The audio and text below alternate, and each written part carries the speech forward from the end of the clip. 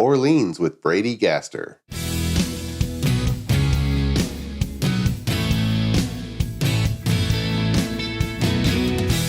The Azure DevOps Podcast is a show for developers and DevOps professionals shipping software using Microsoft technologies. Each show brings you hard-hitting interviews with industry experts, innovating better methods, and sharing success stories. Listen on to learn how to increase quality, ship quickly, and operate well. And now your host, Jeffrey Palermo.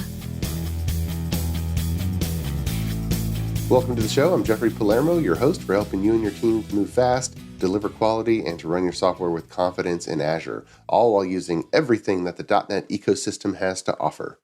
The podcast is sponsored by ClearMeasure, a software architecture company that helps .NET teams be self-sufficient and able to deliver world-class results.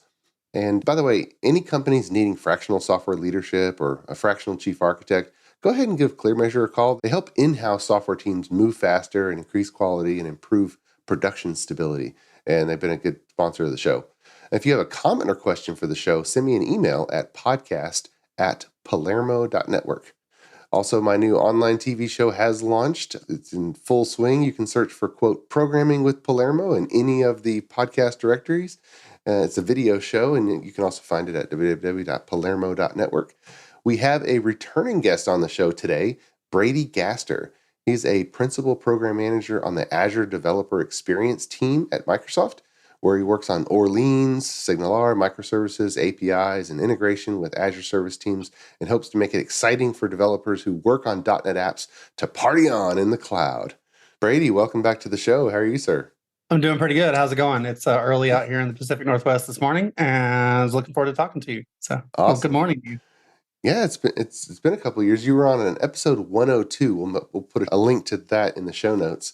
We were last talking about SignalR. You were partying hard on SignalR a couple of years ago, and now you're on Orleans.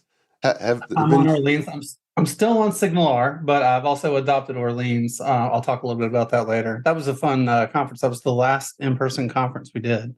Yeah. Before everything shut down. Before the year or two hiatus. Yeah, exactly. Yeah, it's exciting. Everything's back in swing again.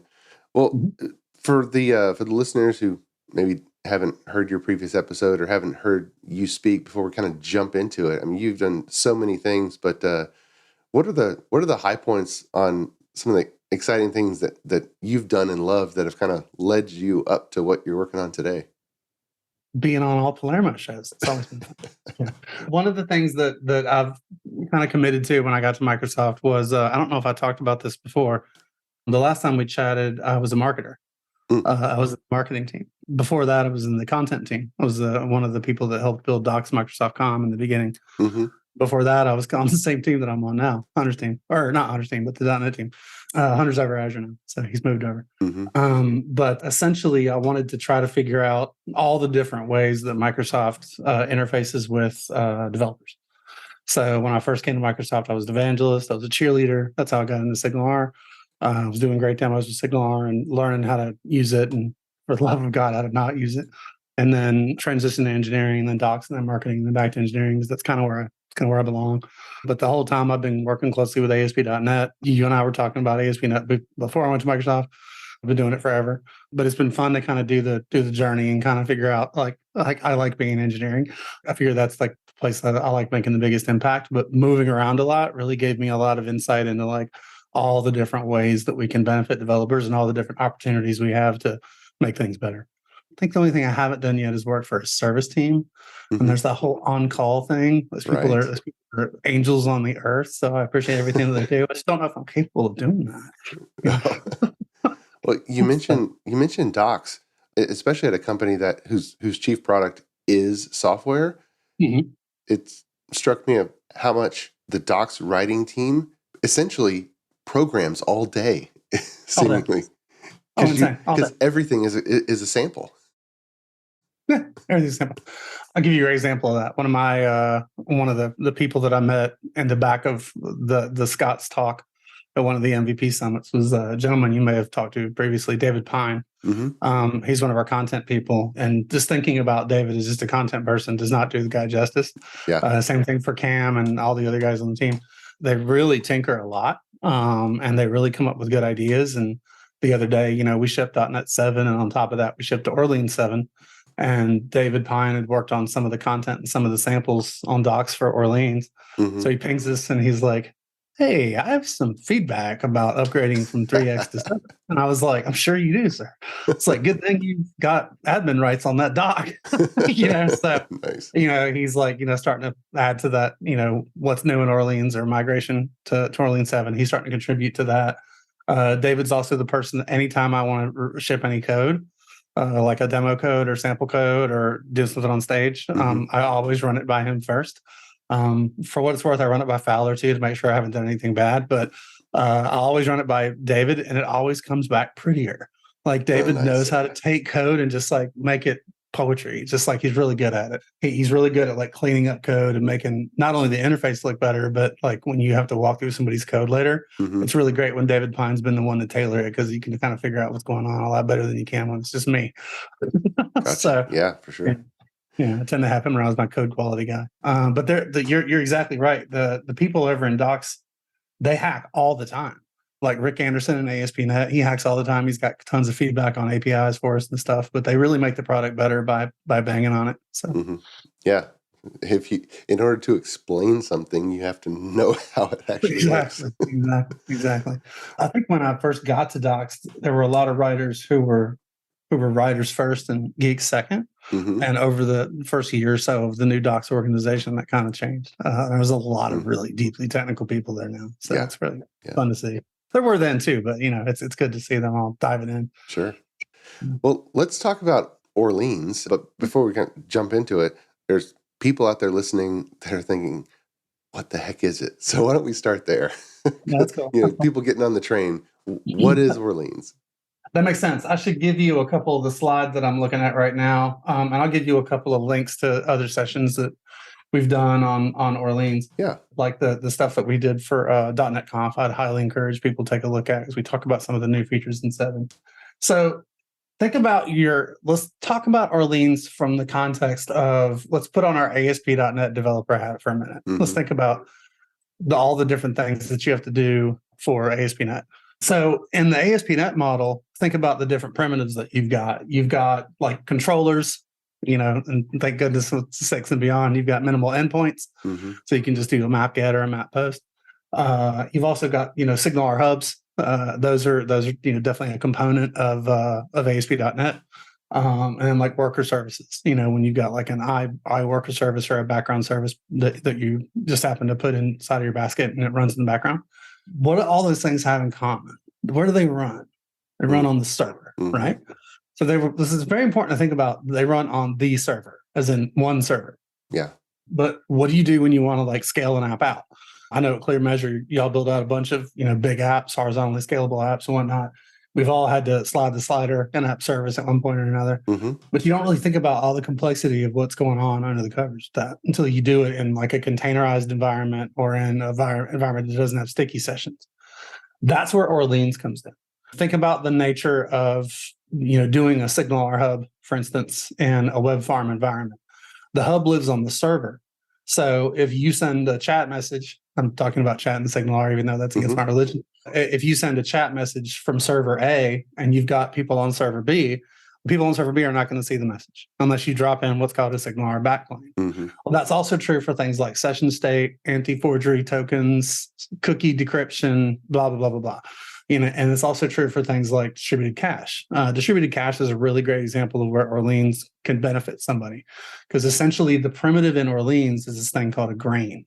And a grain essentially represents not only the nouns, like a person object, an account object, but it represents the behavior as well. So you might have something like an account grain, and the account grain might have withdrawal and deposit, for instance. And those are the virtual actors. When you talk about Orleans in the context of the actor model, the grains in Orleans tend to be synonymous with actors in the actor model. But essentially what those grains do is they forge a layer underneath all those servers, and they essentially cluster all those servers together so that you could make a call to say, from server 1, you could make a call to account A, and account A might be on server 23. Mm-hmm. You don't need to know to go to server 23 and to make the call to that object and then come back. You just go grain factory. I need account number 23, and it gives you account number 23 from server 34, and you make a change to it and it goes back. So that's the benefit of Orleans, is that it legitimately obfuscates the hardware layer and the farm out layer. So you don't have to worry about it. You just make calls to the grain factory. The grain factory gives you the grain. You make changes to the grain, and the grain saves everything in your database. It also makes the concept of like doing ACID transactions pretty much transparent. You don't have to do the concept of begin transaction and end transaction and all that. Orleans handles that for you. So rather than you having to like come up with a first layer cache and a second layer cache and then your database, you basically make a call to the grains, and the grains are intelligent enough to know how to save that data in memory and then persist that data to, longer persistence when need be. So essentially it obfuscates a lot of the complexity of like creating an API and then creating a database layer and then creating a this and creating a that, and then figuring out, oh crap, we have to scale this out now. With Orleans, it just scales. And we were talking the other day about some of like the traditional cloud native concepts that other products like Dapper do a really great job at. Things like service discovery, secrets, and all that good stuff. Those are like those microservice considerations that you've always got to think about no matter what you're doing. Right. I said, it was really kind of funny. I used the phrase Orleans and service discovery in the same sentence the other day, and I couldn't help it. I started laughing. And I was like, it's just like, you don't think about it. You just say, I want account number 23, and it just gives you account 23. There's no concept of having to go, which server is it on, and make a call to that server. So it obfuscates a lot of that complexity. So that seems to assume that in that environment, there's some type of data sharding across, where it's not a central data store that all of the services are going to, but each of the service has a segment of the data. That's a great thought. Think about each one of those silos. That's what we call it. Like if you have a grain, and it's really funny. Like if you think about the nomenclature, like somebody asked me, what's Orleans good for? I would say a web farm. And then you start talking about it, and you talk about grains, and you talk about silos. A silo is the server where you host the grains. And then people go, well, what do you call the big thing? And it's like, you want to say farm? It's not a farm. It's a cluster. It's like we messed up that one term. Okay. Because like you put an Orleans cluster inside of an AKS cluster or inside of an Azure Container Apps environment, or even inside of a virtual network and app services, you know what I mean, or on your VM. Essentially what's happening is each one of those silos, rather, that host the grains, they have this concept when you wire it up, just like everything else in ASP.NET. We've got like, middleware and services that you wire up. I think the call is actually use Orleans. And then when you call use Orleans, there's a silo builder that you pass into the Lambda, and then you can configure the silo. When you're configuring your silo, you can set up grain storage, and grain storage can be any ADO database, SQL Server, and anything else supported by ADO. It can also be Cosmos DB. To quote Mark Brown, what better database to use for a distributed application than a distributed database? Because he's the Cosmos DB PM. The kind of the canonical one for folks that are doing Azure is obviously Azure storage, using storage to store not only your grain data, but also your cluster data.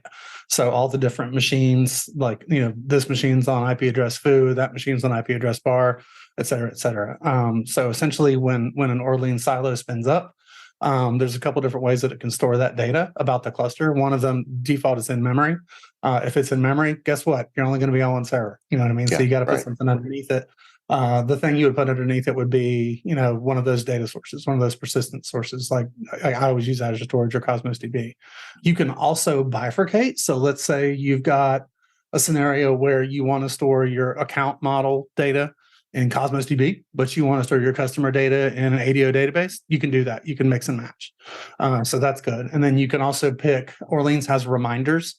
So you can basically set, like, rather than writing a background task in .NET, you can actually write like a grain, and your grain will have a reminder or a timer on it, and it'll just keep firing. I'm actually going to write some code today where I change an application around that has an I-hosted service in it. I'm going to take the I-hosted service out and put a timer in the grain, so there's no service. It's just all the grain. Like Orleans will do all the work.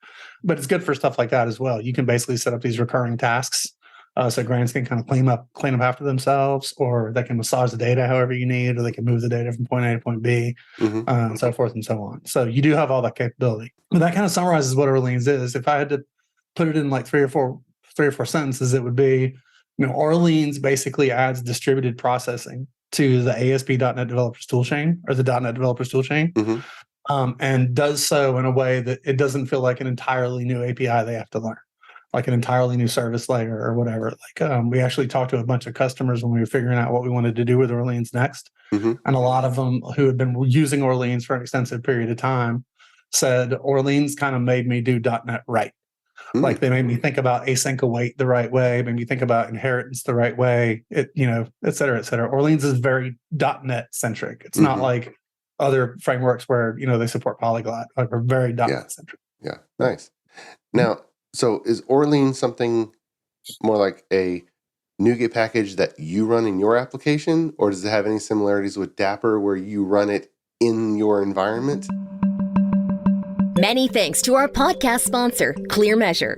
ClearMeasure is a software architecture company that empowers clients' development teams to be self-sufficient, moving fast, delivering quality, and running their systems with confidence. Whether starting a new project or developing new technologies or techniques, ClearMeasure sets up your team to deliver world-class results. Learn more at www.clearmeasure.com. ClearMeasure, empowering software delivery. ClearMeasure is also happy to be a sponsor of the video podcast, Programming with Palermo. Watch, learn, and program alongside Chief Architect Jeffrey Palermo. Videos are added weekly and available on syndicated locations supporting video podcast or by visiting palermo.network. Tune in today. That's a good question. Right now, the entirety of Orleans is more of a programming model than it is a service layer like Dapper. With Dapper, you have that thing the sidecar you drop in. With Orleans, you just have a series of NuGet packages that you reference. If you're building a silo, if you're building the server side, it's literally, we just made it a lot simpler. There used to be a series of NuGets you had to install for everything. Now it's gotten a lot simpler. With Orleans 7, if you're building, say, a grain package, a grain assembly or a grain interface assembly, you would reference Microsoft.orleans.sdk. That's it. If you want to host it, if you want to host grains inside of a silo instead of the SDK, you would change that to server. So it's Orleans. It's Microsoft.orleans.server. And then if you're building a client that talks to a backend silo, and when you say a client in Orleans, you're not talking about a phone or something like that. You're talking about a client that's actually on the same network. So in Orleans, a client might be your web API. And your web API connects to the cluster as a client and makes calls to it. But your web API can also be a cluster, a silo in the cluster that's just connected to the cluster. The latter is definitely more performant. That's kind of what we recommend folks do. Got it. So speaking of performance, when you think about the stuff that we were doing, there's a couple baselines and benchmarks that have been published. When we saw the recent baseline that came out, it compared Orleans to Akka, Akka.NET, and Proto. Proto Actor, I think, was another one, and then Dapper. Like Dapper is definitely more of a service thing, but when you looked at the performance, the Akka, Orleans, and Proto are probably more similar in nature than Dapper's. Dapper is like a lot of other microservice benefits to it. You know what I mean? The first three are definitely more firm actors. There are Dapper actors, but there's a lot more to Dapper than just an actor map. But when you look at the performance that we did a bunch of changes in Orleans 7 that we've wanted to do for a couple of versions that we knew were going to be breaking changes. We went ahead and decided to make that investment because Orleans and .NET are moving closer and closer together. You'll see that continue through .NET 8 as well. But we've got some areas of performance we've actually increased. I'm looking here like 4x, 4 to 5x. Wow. On an Intel Xeon E5. With Orleans 3, we were getting around 200,000 messages per second. Now with Orleans 7 on that same machine, we're around 760. Wow. Yeah. Wow. And then if you look at like an Intel Core i9 desktop at 2.3 gigahertz, and all this is in the presentation we just did at .NET Conf, the Orleans 3X was around 700,000 messages per second. With Orleans 7, it's at 3 million. Yeah, it's big. So, yeah, it's a big improvement. And then on an AMD Ryzen, which is our test machine, our lab machine, with 3.6, we were getting around 1.7 million messages per second. Now we're getting close to 5 million. Now, So in the lab, you have those machines, but are you using Azure storage to interact with, or what are those configurations? This is a baseline that doesn't use any backend storage. This is just in memory. I have deployed a completely untuned set of services to Azure Container Apps on the smallest size container I could get. I think it was 0.25 and 5. I deployed that app. Like I said, it was totally not optimized, and my code does not perform ever as a general rule. And we had one client and one silo, and I think we were getting north of 6,000 RPS. So you can get pretty high. I mean, that's low in contrast to our test machine, but the test machine's a bear. It's huge. Oh, for sure. But you'll see a lot more performance. And if you compare it to some of the things that are just built into ASP.NET 7, now that we've got so much more performance, you probably saw the Stephen tome. .NET 7's performance is Lightspeed faster. So, but you couple all that together with the speed of Orleans, it's pretty good. And we also support open telemetry now. So you've got the capability of being able to, trace messages that go from one end of your system all the way to the other end of your system through multiple silos and multiple clients.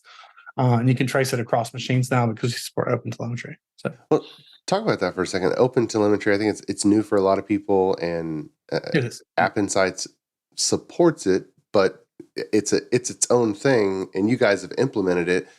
What is the thinking? How do you think about open telemetry and why you wanted to add it?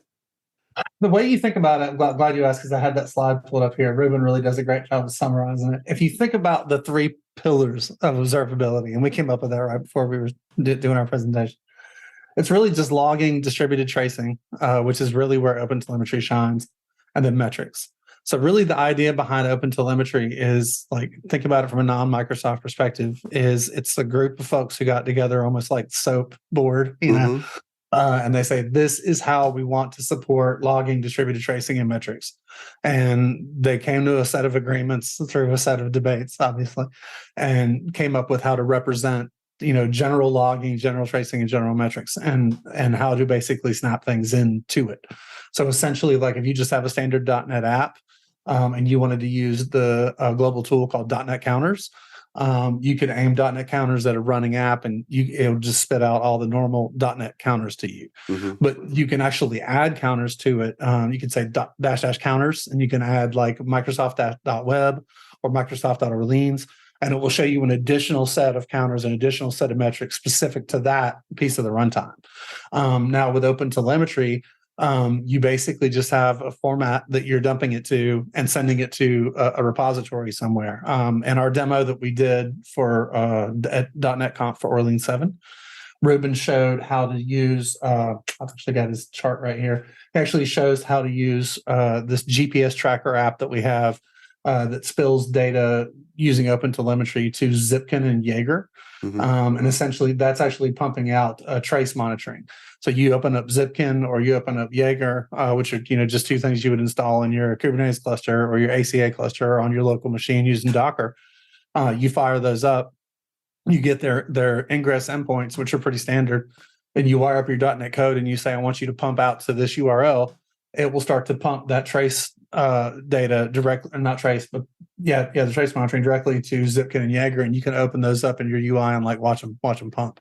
At the same time, you could pick Azure Monitoring or Application Insights as a destination and have it pump over there.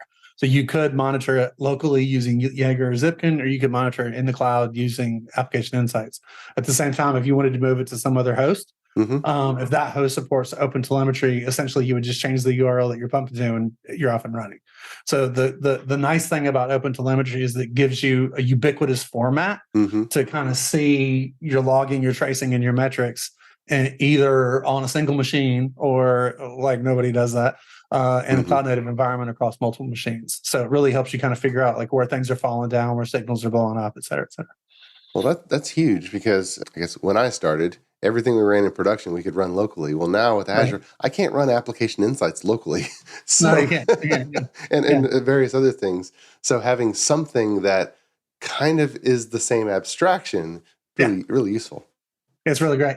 The other thing you can use, like I mentioned, .NET counters. You can run as a sidecar in like Azure Container Apps or AKS, Kubernetes. You could run .NET Monitor as essentially a sidecar, and you can give it the process ID of the app you want it to watch. So if you're running a .NET app in a container, you only have one process running, unless you're doing something else odd. But you can basically say .NET counters, I want you to watch this shared volume on the computer that's hosting the container image. And you tell your app, I want you to pump your data over here. And .NET Monitor will just collect it. And you can actually have .NET Monitor dump your data over to Azure Storage or the hard drive, which you can do in a container. But with the open telemetry stuff that we've got in .NET 7, you can literally just wire it up to pump directly to Prometheus and Grafana as well. So if you're in a shop that uses one of those reporting tools instead of application insights, you have that capability as well.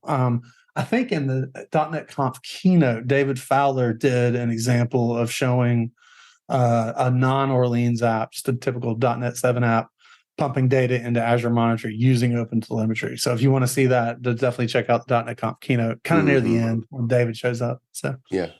Well, I'm thinking about the traceability side of OpenTelemetry and how many times we do some type of transaction or a user clicks some button and the code is going to various servers here and there. And when you look at logs, well, you're just looking at one particular process, but what you really want is, no. I want to see everything that happened after that button click. I don't care what process it went to. That's a big problem. It is. In the past, when we set up like deliberately architecture kind of contrived solutions where we're running either an Orleans app or a Dapper app, or in the case of like that wild demo we did for Hanselman, the rock, paper, scissors, lizard spot demo where we had multiple languages. In the case of one of those, OpenTelemetry is huge, because what you can do is, like, if you think about running in Azure Container Apps is going to have, you're going to have your environment, you're going to put a bunch of apps in that environment. Every Azure Container Apps environment has a log analytics backend associated with it. And all the logging just goes there just by default. So you could have 20 containers or 2,000 containers, doesn't matter. All of them are going to log to the same place. And it's fun to go and look at those logs because it's a time series log. So you can look at it and you can see, the orders controller and the orders container, and then the account management container, and then the orders container, and then the orders container, then the inventory container. So you can see the log happening as it's bouncing between all the machines. And then if you open that up in Application Insights, was it the app map, the application map? You can visually see everything, and you can see all the signals going around. That's a great little tool if you haven't used it. Just go into the app map and Application Insights. You can see everything flying around. Yeah. Well, as we get to the end of our time here, I kind of want to close off on Orleans, and let me ask you a question on a scenario. If just I'm thinking about this properly, you've mentioned having multiple instances of a particular application service that has different segments of data in various places.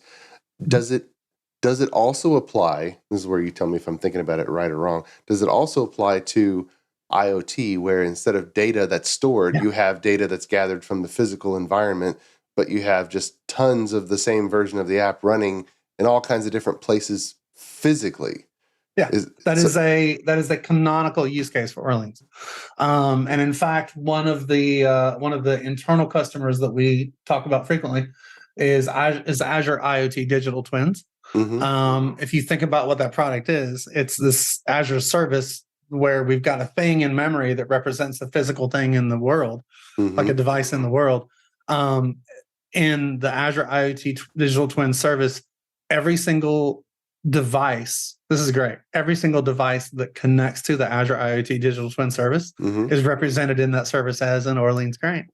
So like that's a perfect example where you've got like an IoT device is represented in an application by a grain object. That you're going to have thousands of grains. You're probably going to want to have a couple dozen servers. So at any given point, you never know where that next request is going to come in. And in fact, the training material that we're writing for our service team, who's going to support Orleans in the future, that's one of the things that's part of the training material, is a very fast application that, you've essentially got, 20 or 30 apps running on your machine that are feeding a silo data. And and they have to learn how to wire that all up. So, yeah. And we didn't do that at the beginning, but when you say grain, you just mean a C# class instantiated as an object that implements a certain interface. Correct. But it's your code that's sitting out there in memory running, doing certain things. That's correct. It's that's why I liken it to a SignalR hub and an MVC controller. It's just another type of object. A grain. When if you hear somebody talking about ASP.NET and you hear them say hub, you know what they're talking about. Now, it's a class. If you hear somebody say a grain, you know what they're talking about. They're talking about a specialized class in ASP.NET that implements an interface. So yeah.